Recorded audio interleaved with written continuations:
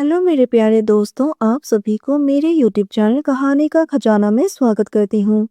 I hope आप सभी लोग खुश होंगे, स्वस्थ होंगे। चलिए दोस्तों, आज आप सबको मैं एक नई कहानी सुनाती हूँ। दोस्तों, मैं अमित 27 साल का इंदौर में रहता हूँ। मेरी जुड़वा बहन जानवी ने मुझे फ़ोन किया और कहा कि वो अपनी सहेली के साथ ऑफिस के काम से इंदौर आ रही हैं। मैं बहुत ही खुश हो गया। 2 दिन के बाद मेरी बहन अपनी सहेली के साथ मेरे घर पर आ गई। मेरी बहन ने अपनी सहेली नेहा से परिचय करवाया। हम दोनों ने एक दूसरे को हाय हेलो किया और चुप रह गए। मेरी बहन ने हंसती हुई कहा, क्यों अमित, तुम लड़की देखते ही शर्मा गए। मैंने कहा, ऐसी कोई बात नहीं।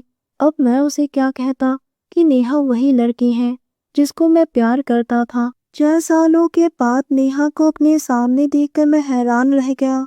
नेहा की आवाज़ में आज भी वही मिठास है, लेकिन उसकी आंखों में पहले की तरह वो चमक नहीं थी। दोस्तों, चैनल पर नए आए हैं तो इस वीडियो को लाइक शेयर और सब्सक्राइब करें और एक प्यारा सा कमेंट ज़रूर कर दें।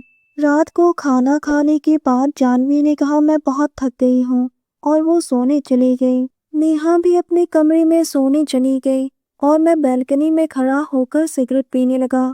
थोड़ी देर में नेहा भी आकर मेरे बगल में खड़ी हो गई और धीरे से मेरे हाथ पर अपना हाथ रख दिया। उसने धीमी सी आवाज में पूछा, कैसे हो अमित। मैंने कोई जवाब नहीं दिया। दिल जोर से धड़का। अमित, तुम अब भी नाराज हो मुझसे, बात नहीं करोगे। उस वक्त मैं मजबूर थी।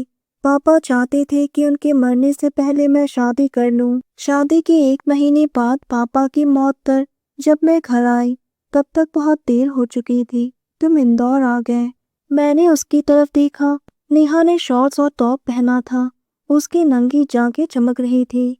मैंने कहा, नेहा, तुम मेरे सामने पूरे कपड़े पहन कर आना, नहीं तो मैं भूल जाऊंगा कि तुम किसी और की पत्नी हो। उसने कहा कि भूल जाओ कि मैं किसी और की पत्नी हूँ। पापा के जाने के बाद मैंने भी अपने पति को डिवोर्स दे दिया। मैंने कहा, पति ने छोड़ दिया तो मेरी याद आ गई। नेहा ने कहा, मेरा यकीन करो, मैंने मजबूरी में शादी की थी। अमित, तुम आज भी सिंगल हो। मैंने हंसकर कहा, हाँ, कोई मिली नहीं जो तुम जैसी हो, या यूं कहो कि किसी और को देखने का वक्त ही नहीं मिला। उसने शर्मा कर अपनी आंखें नीचे कर ली। धीरे धीरे हमारी बातें निजी होने लगी। नेहा ने कहा, मैं आज भी तुम्हें चाहती हूँ। मेरे ऊपर सिर्फ तुम्हारा ही हक है, जिसे मैंने किसी और को नहीं दिया। मैंने कहा, मतलब तुम क्या कहना चाहती हो। उसने कहा, मतलब मैंने अपने पति को अपने वजूद पर हाथ डालने नहीं दिया। उसकी बातें सुनकर मेरा दिल हिल गया। मैंने हिम्मत करके कहा, नेहा, अगर तुम चाहो तो आज रात मैं तुम्हें वो हक देना चाहता हूँ। उसने मेरी आंखों में देखा। हम दोनों चुपके से कमरे में चले गए और दरवाज़ा बंद कर दिया। 6 सालों के बाद मैंने उसे छुआ और धीरे से उसके होठों को चूम लिया।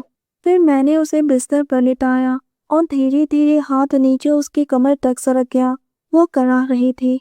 उसकी आंखें बंद हो गई। मैं भी जोश में आ गया और 6 सालों की तड़प को मिटाने लगा।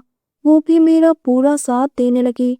उसकी मीठी सिसकारियाँ मुझे सुकून दे रहा था। रात भर हम एक दूसरे की तड़प को मिटाने लगे। सुबह होने से पहले हम थककर लेट गए। नेहा ने मेरे सीने पर सर रखकर कहा, क्या हम पूरी जिंदगी के लिए एक हो सकते हैं। अब मुझे किसी की परवाह नहीं, मैं बस तुम्हारे साथ रहना चाहती हूँ। मैंने कहा, नेहा, इस बार मैं तुम्हें खोना नहीं चाहता हूँ। मैं तुमसे बहुत ही जल्द शादी कर लूँगा, ये मेरा वादा रहा तुमसे। दोस्तों, आप सबने अपना कीमती समय निकाल के इस वीडियो को सुना, इसके लिए आप सभी को धन्यवाद कहती हूँ। धन्यवाद दोस्तों।